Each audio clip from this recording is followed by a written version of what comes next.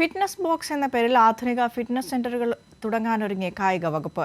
ആരോഗ്യ സൗഹൃദ കേരളം എന്ന ലക്ഷ്യത്തോടെയാണ് പദ്ധതിക്ക് തുടക്കമാകുന്നത്. ഖത്തർ ആസ്ഥാനമായി പ്രവർത്തിക്കുന്ന NBF അക്കാദമിയുമായി സഹകരിച്ചാണ് പദ്ധതി നടപ്പിലാക്കുന്നത്.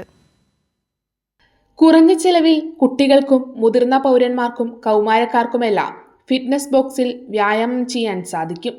പരിസ്ഥിതി സൗഹൃദമാക്കുന്നതിനും ചെലവ് കുറയ്ക്കുന്നതിനുമായി കണ്ടെയ്നറുകൾ ഉപയോഗിച്ചായിരിക്കും ഇവയുടെ നിർമ്മാണം. സോളാർ വൈദ്യുതിയിൽ AC സൗകര്യത്തോടു കൂടിയാണ് സെന്റർ പ്രവർത്തിക്കുക.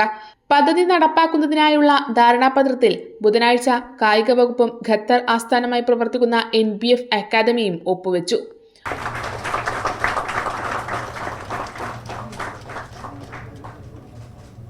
ഏറ്റവും പുതിയ മോഡൽ ഇപ്പോൾ മാക്സിമം ഒരു കണ്ടെയ്നറിൻ്റെ വലുപ്പമുണ്ട്. ഒരു കണ്ടെയ്നറാണ് ഇതിനെ ഉപയോഗിക്കുക.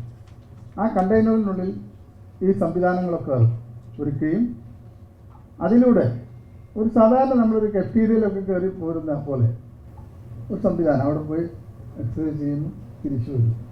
വ്യായാമങ്ങൾ ചെയ്യാനുള്ള ഉപകരണങ്ങളും AR/VR സൗകര്യത്തോടെ എല്ലാ പ്രായക്കാർക്കും റെക്കോർഡ് ചെയ്ത വ്യായാമങ്ങൾ LED സ്ക്രീനിൽ കാണാനും കഴിയും.